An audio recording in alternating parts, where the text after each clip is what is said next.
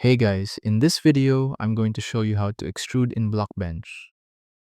Extruding is used to add depth or create geometry from an existing image or face. First, make sure you're in an existing Blockbench project. This method is a simple drag and drop process. Drag your texture file, which should be a PNG, directly into the project. A Load Images window will appear. From here, choose how you'll want the image to be added to the project. Make sure to select Extrude Image. In this window, you can choose whether the image should be extruded upright or flat. After confirming, the extruded model will appear in the viewport.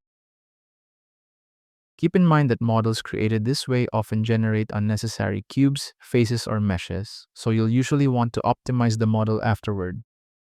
Extruding creates new faces while keeping the original shape connected. And that's how to extrude in Blockbench. Thank you so much for watching.